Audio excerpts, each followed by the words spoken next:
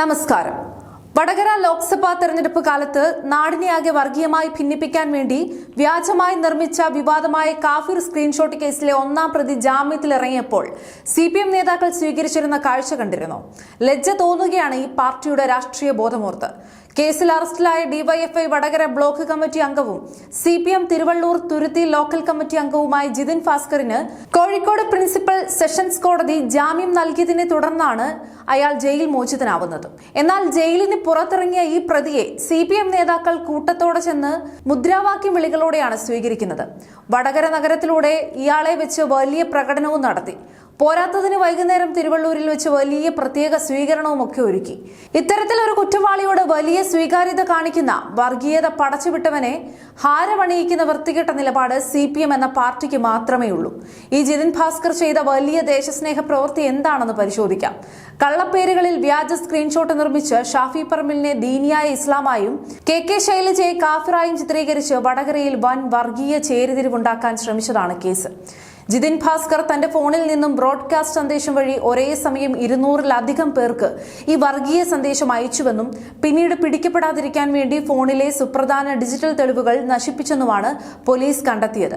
ജില്ലാ ഫോറൻസിക് വിഭാഗം നടത്തിയ ശാസ്ത്രീയ പരിശോധനയിലും ജിതിനെതിരെ കൃത്യമായ തെളിവുകൾ ലഭിച്ചിട്ടുണ്ട്. വടകര സ്ക്വാഡ് എന്ന വാട്സാപ്പ് ഗ്രൂപ്പിന്റെ അഡ്മിനാണ് ഈ ജിതിൻ. ആ ഗ്രൂപ്പിലൂടെ മറ്റൊരു ഡിവൈഎഫ്ഐ നേതാവായ റിബേഷ് രാമകൃഷ്ണനാണ് ഈ സ്ക്രീൻഷോട്ട് ആദ്യം പ്രചരിപ്പിച്ചതെന്ന് പ്രത്യേക അന്വേഷണ സംഘം മുൻപ് തന്നെ കണ്ടെത്തിയിരുന്നു. ഇതിന് പിന്നാലെയാണ് മറ്റ് ഇടത് ഗ്രൂപ്പുകളിലേക്കും ഇത് വ്യാപകമായി ഫോർവേഡ് ചെയ്യപ്പെട്ടത്. ഒരു നാടിനെയാകെ വർഗീയ കലാപത്തിലേക്ക് തള്ളിവിടാൻ നോക്കിയ ആളെയാണ് CPM ഇപ്പോൾ വിപ്ലവ സിംഹമായി ചിത്രീകരിച്ച് വടകരയിൽ പ്രകടനം നടത്തുന്നത്. തുടക്കത്തിൽ ഈ തെറ്റായ പോസ്റ്റ് നിർമ്മിച്ചത് യൂത്ത് ലീഗ് പ്രവർത്തകനായ മുഹമ്മദ് കാസിമാണെന്ന് വരുത്തി തീർത്ത് ഇദ്ദേഹത്തെ ഇരയാക്കാനാണ് CPM-ഉം അവിടുത്തെ സൈബർ ഗുണ്ടകളും ശ്രമിച്ചത്. എന്നാൽ SIT നടത്തിയ കൃത്യമായ അന്വേഷണത്തിൽ മുഹമ്മദ് കാസിം പൂർണ്ണമായും നിരപരാധിയാണെന്ന് തെളിഞ്ഞു. കഴിഞ്ഞ ദിവസം ഇയാളെ പോലീസ് പ്രതിപട്ടികയിൽ നിന്ന് പൂർണ്ണമായും ഒഴിവാക്കുകയും ചെയ്തിരുന്നു.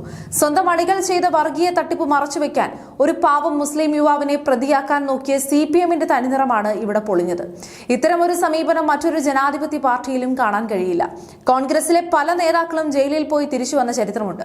എന്നാൽ അപ്പോഴൊന്നും കുറ്റാരോപിതരായ ആളുകളെ മഹത്വവൽക്കരിക്കാനോ അവരെ വെച്ച് നാട്ടിൽ വിജയപ്രകടനം നടത്താനോ കോൺഗ്രസ് ശ്രമിച്ചിട്ടില്ല. തെറ്റ് ചെയ്തവരെ അടിയന്തരമായി മാറ്റി നിർത്തുന്നതാണ് കോൺഗ്രസിന്റെ ശൈലി.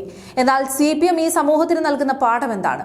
എത്ര വലിയ വർഗീയത കാണിച്ചാലും എത്ര വലിയ സൈബർ തട്ടിപ്പ് നടത്തിയാലും പാർട്ടി കൂടെ ഉണ്ടാകും. തങ്ങൾ പൂമാലയിട്ട് സ്വീകരിക്കുമെന്ന അതീവ ഗൗരവവും തെറ്റായതുമായ സന്ദേശമാണ് CPM ഇന്നത്തെ തലമുറയ്ക്ക് നൽകുന്നത്. ചുരുക്കത്തിൽ വടകരയിലെ ജനങ്ങളെ കബളിപ്പിക്കാൻ CPM നടത്തിയ കാഫിർ നാടകം ഇന്ന് അവർക്ക് തന്നെ വിനയായി മാറിയിരിക്കുകയാണ്. ജാമ്യം നൽകിയാൽ അത് കുറ്റത്തിൽ നിന്നും മുക്തനാകലല്ല എന്ന് CPM നേതാക്കൾ ഓർക്കുന്നത് നന്നായിരിക്കും. കേരളത്തിലെ വർഗീയ സൈബർ ക്രിമിനലുകളെയും നാടിനെ ഭിന്നിപ്പിക്കാൻ നോക്കുന്ന കള്ളന്മാരെയും നിയമത്തിന് മുന്നിൽ കൊണ്ടുവന്ന് കർശനമായി ശിക്ഷിക്കാൻ വേണ്ട നടപടികളാണ് ഇനി അങ്ങോട്ടേക്ക് വേണ്ടത്.